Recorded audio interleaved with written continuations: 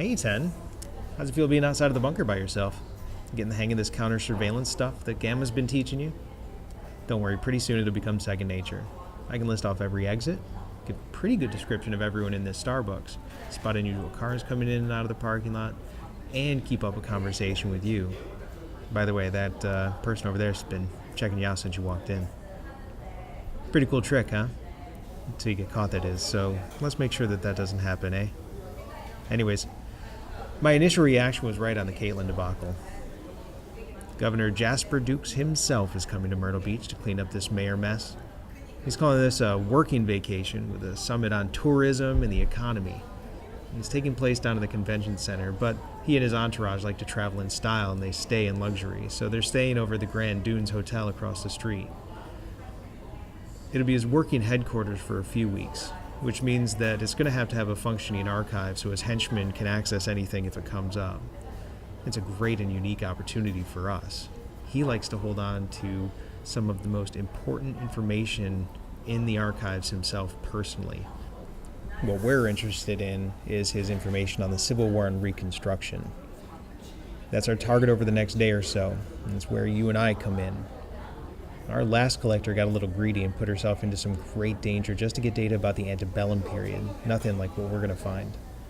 She was hurt pretty bad getting away from the Jacks, but was able to get this series that we've labeled S31 back to the bunker. We tried what we could, but she didn't make it. And now, I'm giving you S31 to work on while we wait. I'm going to go get a venti latte with extra foam. What do you want? It's on me. What is the balance of power? Essentially, this is the issue as America grows westward. We are in an era of westward expansion. This is called the antebellum period, and it's the period where, as we expand west, new states are applying for statehood. There are issues of regionalism that are amplified, and slavery is by far the most important issue of expansion. The reason being, it's the economic model of the South, and to eliminate slavery, ruin their way of life. Now, the balance of power is between free soil states and slave states. Again, there's a difference between free soil and abolitionists. So what we're talking about is free soil states and slave states, which goes back as far as the founding of the Constitution. This is the roots of the Great Compromise, right? The House of Representatives was going to be based on population, and the Senate was going to be based on having an equal number of votes. And the 3/5 Compromise was an extension of that because the Southerners wanted to have more say in the House of Representatives and thus the Electoral College. So the foundation of the issues leading to the Civil War really are built into the Constitution. The North has the population advantage, more voting population. Partially this is because of immigration, partially it's because of the alliance with the Western states. The Senate is the key to the balance of power because without the Senate, the South couldn't balance out the population advantage the North had in the House. So even with that 3/5 Compromise, the South was getting smaller in terms of population. So they're going to fight to maintain equal free soil and slave state territories. That way, in the Senate, they can stop any anti-slavery legislation that the North will be able to pass in the House of Representatives, because in the Senate you need 51 votes in order to pass anything with a majority, and if that fails you have the filibuster. So the Senate is the key to the balance of power. The balance of power was key because this is what's going to lead to all the compromises. In 1820, we have the first compromise about slavery, which was the Missouri Compromise. Essentially, Missouri was granted the ability to come in as a slave state, but in order to maintain the balance, Maine had to come in as a free soil state. And then they drew a line at the 3630 mark. You can see it here, where any territory above that would be free soil territory, any below that would be slave territory. Goodness, I didn't realize I'm going to have to take out a mortgage to buy you a cup of coffee. Here you go. Caramel cocoa cluster frappuccino with extra whipped cream and cocoa. You know that's not really coffee in any sense of the definition, right? Whatever. Enjoy. I've learned not to offer to buy anything for you anymore. I can't wait to see what you found in the data. I haven't had the heart to look at it myself. We wanted to wait for an experienced collector to take a look at it after the, let's call it, incident. So right now we're just doing some basic surveillance to make sure we're clear for the next stage of the mission. But in a little while, we're going to split up again and go check out the dunes separately. Tonight, the place is going to be swarming with APOC officials and enforcers, so we need to get settled in before they get there. They still need to keep up the pretense that they're a legitimate operation, so they can't sweep the whole building without upsetting us common folk. I'll run cover and lookout while you tap into their archives. I'll tell you more about that in a bit. Drink that coffee-like substance and do some more collecting. So the balance of power was going to be maintained until the Mexican War era. And recall that the Free Soil North was concerned about the large slave states throwing off that balance of power.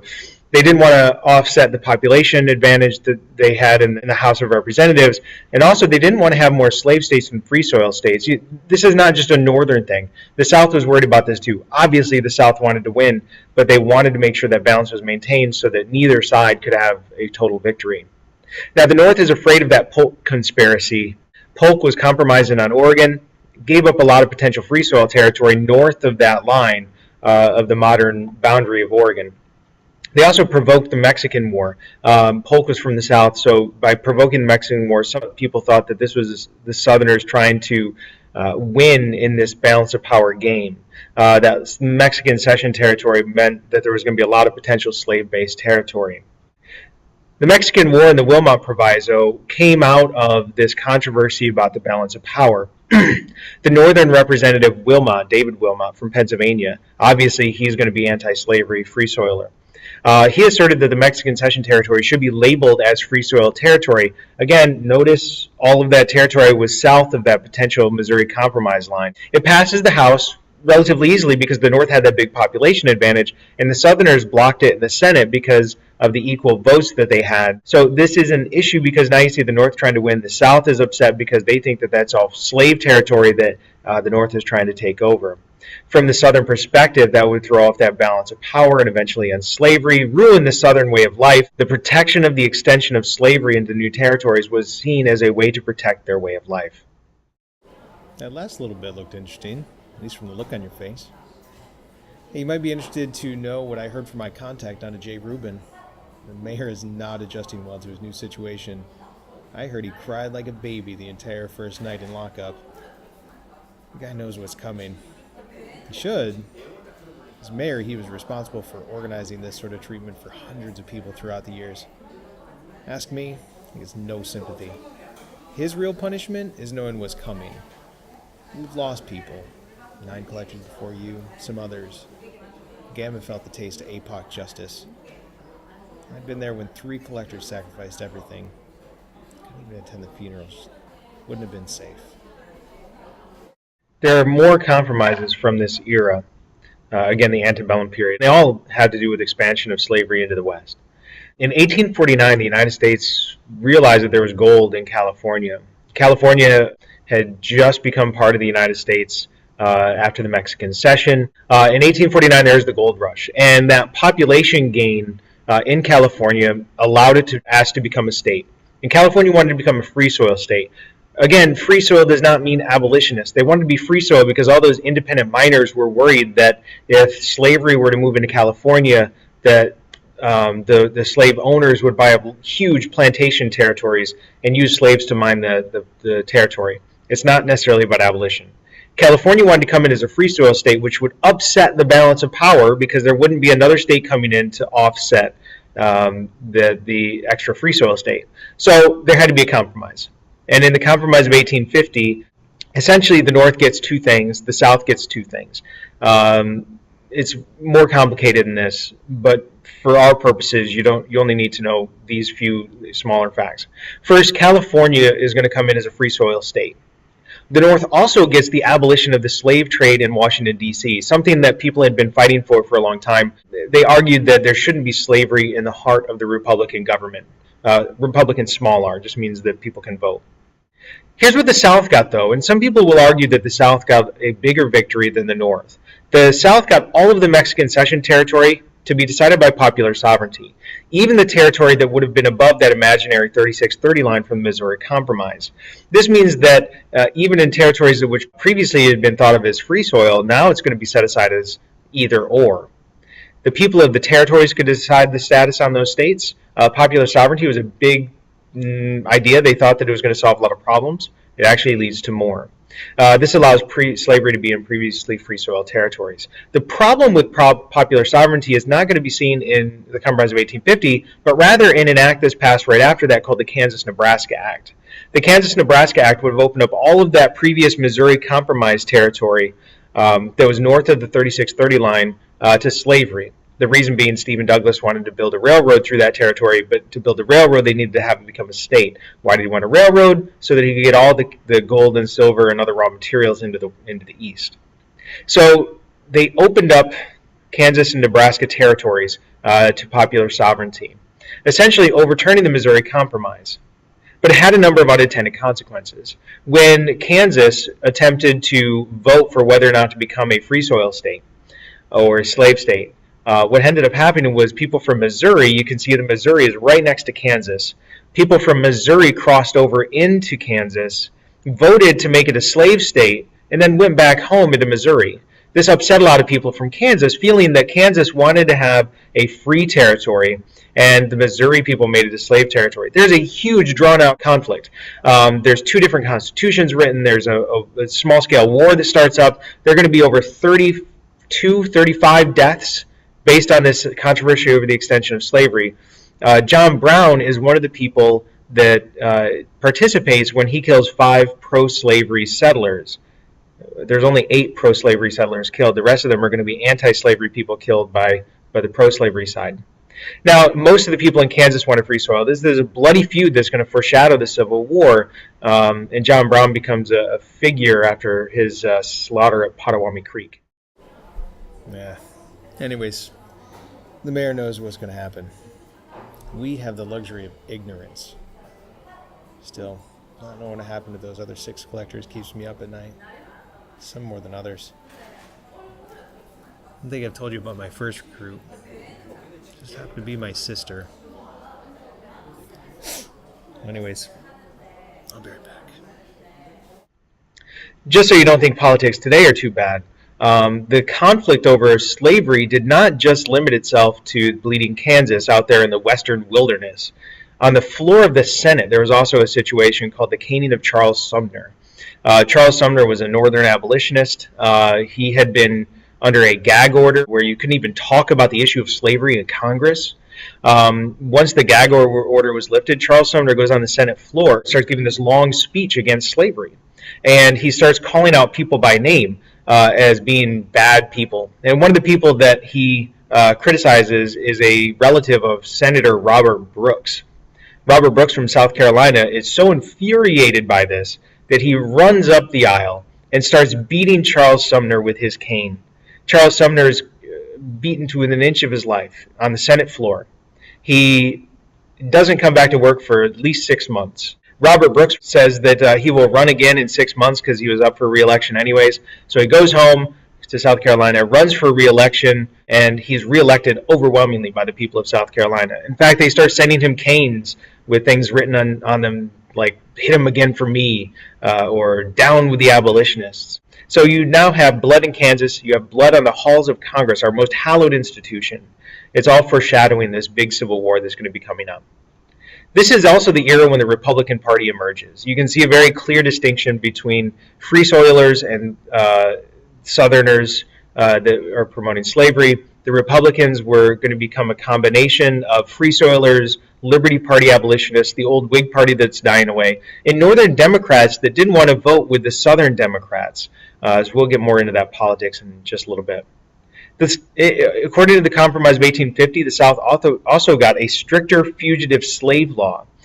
This is a very interesting law because if you were accused of being a slave, anybody could be accused of being a slave. And if you were accused, you received no trial. You were taken in front of a magistrate, usually a judge or a commissioner. You were not allowed to testify on your behalf because they assumed that you were not a citizen, that you were a slave. You could not bring any witnesses to your behalf. All you had was your word that you were not a slave against the word of the person that caught you.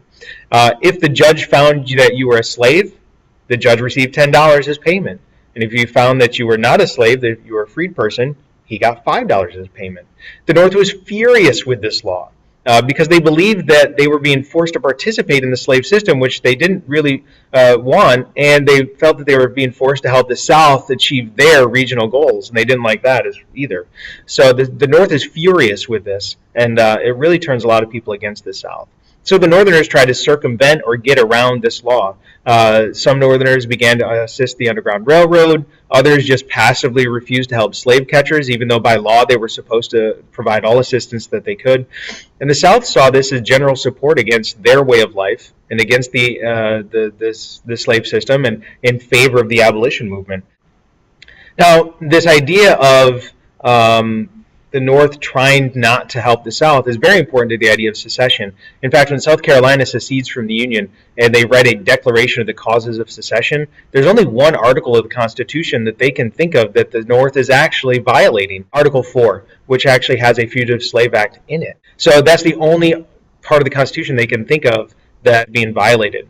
So these tensions are over the balance of power are increasing between the North and the South throughout this entire era. Sorry. Did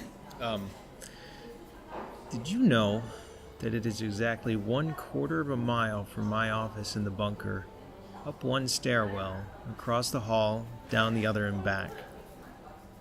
I walked miles some nights thinking of her arrest. We'd argued that morning. At that point, there was only 4 of us.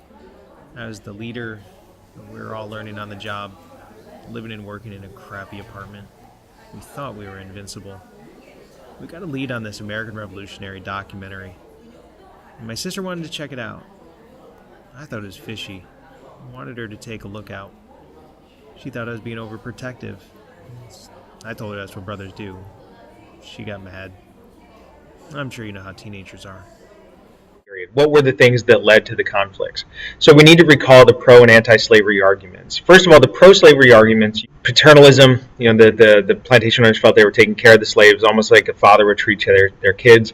They argued that their slavery was better than wage slavery, which was the northern version of industrialism. On the anti-slavery side, which has 2 different themes, the first is free soil, which argued that no slavery should go into certain areas. Slavery was fine, just not near the white population in those states. Also remember that in the Free Soil North there was still de facto segregation or segregation in practice. And abolition isn't necessarily all that popular. In fact, abolition had no political power because of the gag rule. There were actually some abolitionists that felt that equality wasn't necessarily what was the expectation. There's also the abolition argument, which is this idea that there is a moral obligation to end slavery, that it is abhorrent to God's laws, according to Quakers, and just morally repugnant to others. This kept the issue burning, but they had very little political success because of that gag rule. They also never had enough of a population in order to get things passed politically. So a lot of this is really just keeping the issue alive.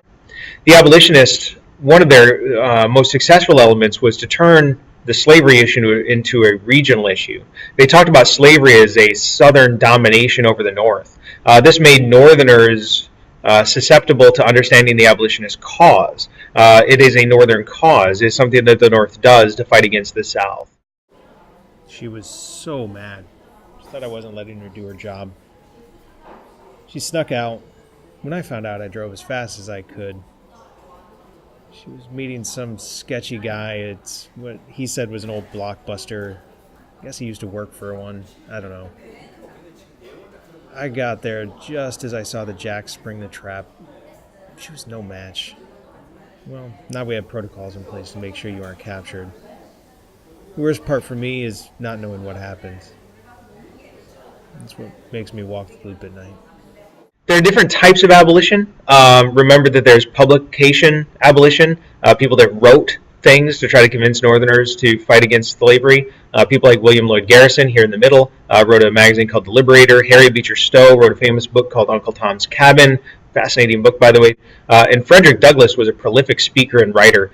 His autobiography is very famous, but he also wrote many interesting speeches, among them What to a Slave is Your 4th of July, which was really an interesting piece. There are also the abolition type, which was to escape, to run away, to get away from slavery. And this is most famously done by Harriet Tubman in the Underground Railroad. But if you notice, it was a very difficult trek, and it never really had all that much success. A very small population of slaves escaped at any given time. There's also terror and violence, trying to use violence in order to promote abolition, like Nat Turner and his slave rebellion, which he killed his master because God told him to. And then there's Denmark Vesey here in South Carolina, who also tried to start a slave rebellion. Most famous of these is probably John Brown, he of Potawatomi Creek during the Bleeding Kansas incident. He tried to start a race war, and this is at Harper's Ferry. John Brown tried to start this race war. He tried to free slaves near Harper's Ferry. He wanted to grow the army as he expanded his territory, and then he would keep repeating this. He would expand into territory, get more slaves to revolt, expand, more slaves, more revolt, and so forth. He's going to be captured at Harper's Ferry. The slaves didn't come running to his aid like he had assumed. He's captured, he's tried, he's executed. This terrifies slave owners because they feel that the North is really starting to feel like John Brown was a martyr, somebody that died for the cause. It reinforces the Southern belief that slavery must be protected at all cost. It's not something that can be talked about as eventually withering away. It must go on. Because in the memory of the North and in the memory of the South, we have two different Browns. John Brown is hailed as a martyr, somebody that died for the noble cause in the North. Southerners assume that everybody in the North felt this way. And in the South, John Brown becomes a boogeyman, a devil. Into this comes Dred Scott and the decision about the Dred Scott case. He was a slave taken into Free Soil territory. He's going to sue for his freedom. Had been successful in the past doing this. Other slaves have been. He argues that once he was in Free Soil territory, he was freed, and thus taking him back into slave territory was akin to kidnapping. This is a common legal argument, but at this point, by 1956, the Supreme Court was dominated by 5 pro-slavery Southerners. Lead among them was Chief Justice Robert Taney. His opinion said that Dred Scott was not a citizen, had never been meant to be a citizen because Thomas Jefferson wrote the Declaration of Independence about all men being created equal, but Thomas Jefferson owned slaves. So, African Americans were not intended to be citizens, therefore they had no right to sue, and then he takes it even further than that. Not only does he throw out the decision, which he should have just thrown out the case and not said anything more, he also said that the slave owners could not have their property taken away without due process, which means just because they cross the straight border doesn't mean their property is taken away, which means that you cannot have free states and free soil states and slave states. All states are slave states, essentially overturning all those compromises. Congress cannot ban slavery anywhere. This means no more future compromises. It means the balance of power is going to be thrown off. It means that the Republican Party, which has just emerged, and the Northerners and the Northern Democrats and everybody else that's fighting against this slavery extension now thinks the South is going to win, and they're going to turn this into a bigger issue. It increases the tension, and the Northerners are going to fight against this compromise. I really shouldn't be even telling you any of this. Especially before a big mission swarming with government officials and enforcers and secret police looking to do God knows what. There's also that little bit about we don't even know each other's names. Not too late now. You need to know the whole story. Her name was Zelda. That's where Zed comes from.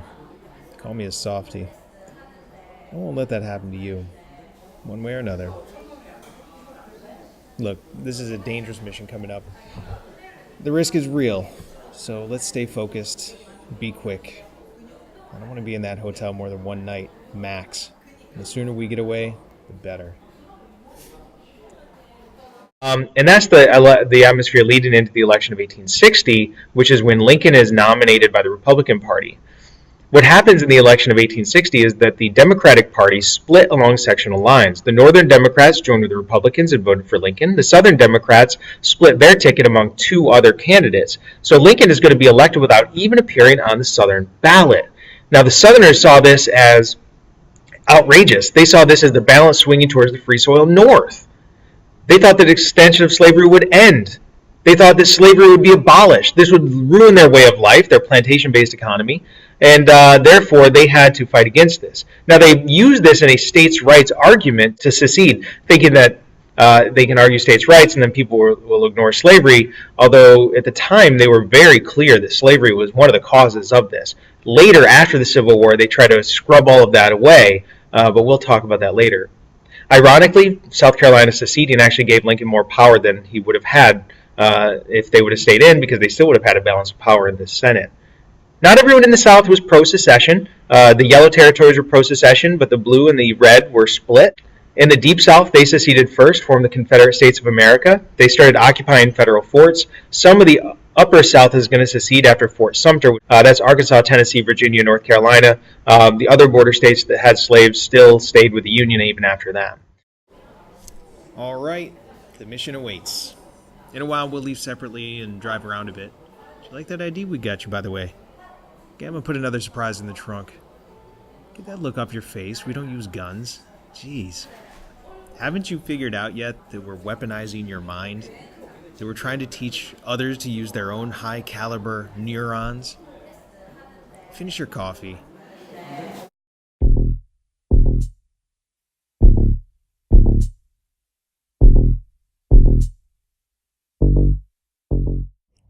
Coming up next on the History Underground.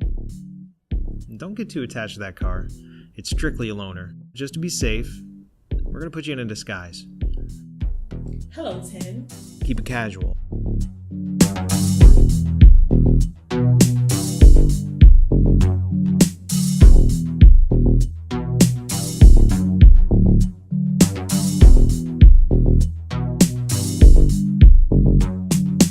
As you pass by the other cells, you see their heads hung low. You heard the next executioner